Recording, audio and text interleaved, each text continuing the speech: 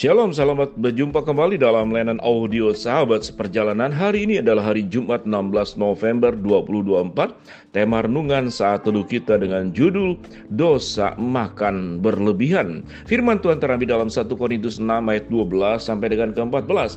Segala sesuatu halal bagiku, tetapi bukan semuanya berguna. Segala sesuatu halal bagiku, tetapi aku tidak membiarkan diriku diperhamba oleh suatu apapun.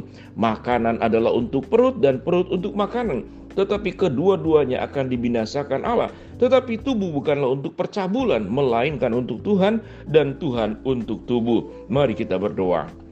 Bapa yang di dalam surga, biarlah kami boleh belajar hidup secara benar, secara proporsional, secara sewajarnya. Karena Allah menciptakan kami semua di dalam aturan. Dalam nama Tuhan Yesus kami berdoa, amin.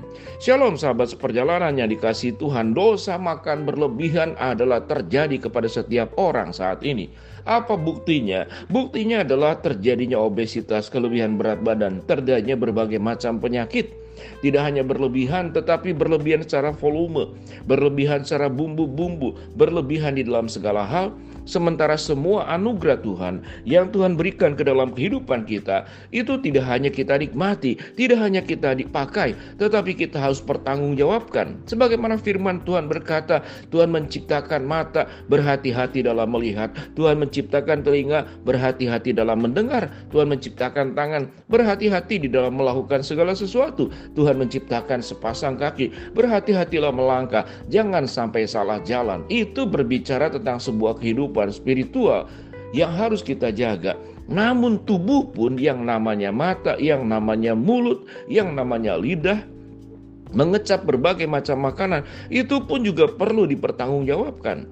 Karena firman Tuhan berkata dengan jelas pada bagian ini, segala sesuatu halal bagiku, artinya boleh, tetapi bukan semuanya berguna. Segala sesuatu halal bagiku, tetapi tidak membiarkan diriku diperhamba oleh suatu apapun. Makanan adalah untuk perut, dan perut untuk makanan, tetapi kedua-duanya akan dibinasakan oleh Allah.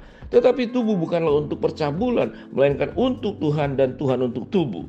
Makanan, percabulan, itu adalah berbicara semuanya memakai tubuh, memakai lidah, memakai berbagai macam apa yang ada pada diri kita, yang merupakan sebuah ciptaan Allah yang sedemikian luar biasa, yang berkenan dengan tubuh kita. Sesuatu yang tidak pada tempatnya, sesuatu yang berlebihan, sesuatu yang bukan hak kita, itu tatkala kita paksakan menjadi dosa. Mari kita bicara tentang dosa makanan. Suatu kita makan berlebihan, sementara perintah Tuhan dalam Matius pasal 25. Jikalau engkau punya makan yang berlebih, engkau melihat orang yang lapar, maka bagikanlah kepada dia. Kalau engkau punya pakaian berlebih, orang tidak punya pakaian, berikanlah supaya dia mendapatkan pakaian dan tidak kedinginan bagi mereka-mereka yang tinggal, apalagi yang di tempat-tempat musim dingin. Maka pakaian berlapis, pakaian hangat menjadi sangat penting. Bagi mereka yang sedang ada terasing, mungkin yang sakit, yang di penjara, engkau harus mendatanginya, mengunjunginya, supaya kita menjadi orang yang bisa menangis bersama dengan orang yang menangis, dan bersuka cita dengan orang yang bersuka cita. Sahabat seperjalanan yang dikasihi Tuhan, makan berlebihan tidak hanya menjadi tantangan buat jemaat, tetapi juga buat para hamba Tuhan yang tiap pelayanan kemana-mana diundang makan, apalagi kalau pelayanan keluar kota. Tentu tuan rumah yang mengundang ingin memberikan yang terbaik, makanan yang terbaik. Dan sewaktu membeli, dia tidak akan membeli pas-pasan, pasti berlebih sebagai bentuk keramat-tamahan. Tapi itu menjadi sebuah jebakan, itu menjadi dosa. Tatkala tubuh kita tidak membutuhkan sebanyak itu, tubuh kita itu membutuhkan segala sesuatunya. Tubuh kita membutuhkan minyak, tubuh kita membutuhkan garam, tubuh kita membutuhkan semua rasa yang ada. Namun tatkala berlebihan, maka itu akan menjadi sesuatu yang menjadi sumber penyakit di dalam banyak aspek. Kalau kita belajar di dalam segala sesuatunya, sahabat seperjalanan, sesuatu yang berlebihan itu kalau kita belajar dalam kebenaran firman Allah, tatkala Tuhan mengajarkan kita supaya kita taat kepada firman Tuhan, dalam Wahyu pasal terakhir kedua ayat yang terakhir, firman Tuhan pun sama. Jangan dikurang-kurangi, jangan juga dilebih-lebihkan. Karena barang siapa yang mengambil sebagian daripada firman yang sudah digenapkan oleh Allah atau menambahkannya, dia akan mendapatkan hukuman. Makan berlebihan atau tidak makan karena stres, karena depresi, karena mogok, karena bentuk protes, ada juga yang seperti demikian. Dua-duanya merusak tubuh. Tidak makan dengan seharusnya, semuanya serba dikurangi, akan menimbulkan sakit penyakit. Makan berlebihan melebihi batas menjadi juga sumber sakit penyakit. Demikian juga tentang percabulan. Menggunakan tubuh tidak tepat pada waktunya.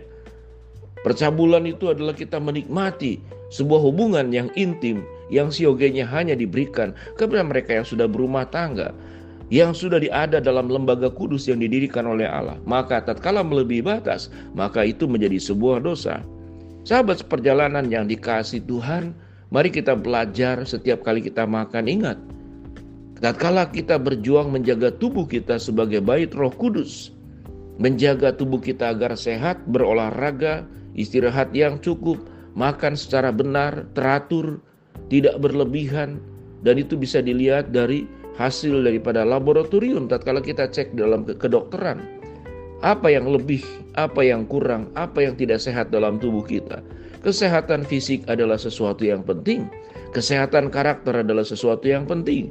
Kesehatan iman adalah sesuatu yang penting. Karena sewaktu Allah memberikan sesuatu yang baik, dalam bentuk apapun, itu harus dipertanggungjawabkan. Jangan digunakan dengan semena-mena. Sewaktu kita hidup secara berlebihan, maka sesungguhnya yang menguasai kita adalah hawa nafsu. Sementara ada orang-orang di sekitar kiri kanan kita, depan belakang kita, mereka sedang kekurangan. Bukankah Tuhan mengajarkan biarlah kelebihan kita untuk mencukupkan mereka yang kekurangan, supaya terjadi keseimbangan? Itulah yang firman Tuhan katakan di dalam Alkitab. Itulah yang dia lakukan oleh jemaat mula-mula dalam Kisah Rasul pasal yang kedua. Mereka selalu ada yang membagikan apa yang menjadi berkat kepada yang lain, sehingga di antara mereka tidak ada yang kekurangan. Mereka hidup dalam kecukupan, karena mereka tahu di dalam kelebihannya mereka berbagi. Di dalam kekurangan jemaat-jemaat mereka bisa mendapatkan dari orang-orang yang mengasihi, yang punya kebiasaan berbagi dalam hidupnya. Mari kita memperbaiki sesuatu kehidupan di dalam pola makan. Firman Tuhan berkata, saya bacakan sekali lagi, segala sesuatu halal bagiku, tetapi bukan semuanya berguna. Segala sesuatu halal bagiku, tetapi tidak membiarkan diriku diperhamba oleh suatu apapun. Diperhamba oleh makanan, diperhamba oleh nafsu, diperhamba oleh keserakahan. Sehingga rumah kita secara tidak sadar, kalau kita lihat dari sudut depan, belakang, ruang tamu, kamar tidur, bahkan sampai ke gudang-gudang, di halaman rumah, bertaburan barang-barang, bertaburan makanan, bertaburan segala sesuatu yang sesungguhnya tidak kita butuhkan. Tetapi hawa nafsu membuat kita membeli segala sesuatu. Hawa nafsu membuat kita makan segala sesuatu. Hawa nafsu membuat kita pun bisa terjatuh ke dalam percabulan, menikmati keintiman yang dilarang oleh firman Allah, dan itu menjadi sebuah dosa. Semuanya, baik percabulan, baik berdosa kelebihan makan, itu adalah dosa yang berkenaan mengelola tubuh kita secara tidak benar. Sementara firman Tuhan berkata, ingatlah, tubuh kita adalah bait Roh Kudus. Harus kita jaga, harus kita pertanggungjawaban. Kelebihan yang kita miliki biarlah menjadi berkat buat orang lain, bukan terjerumus ke dalam hawa nafsu. Mari kita berdoa. Bapa dalam surga, terima kasih buat kebenaran firman Allah yang kami pelajari. Hamba berdoa buat sahabat seperjalanan yang sakit, Tuhan jamah sembuhkan. Sahabat seperjalanan yang sedang menghadapi masalah, Tuhan bukakan jalan. Sahabat seperjalanan yang sedang berdoa mengharapkan sesuatu, Tuhan kabulkan dengan cara dan waktu Tuhan yang terbaik. Di dalam nama Tuhan Yesus kami berdoa. Amin.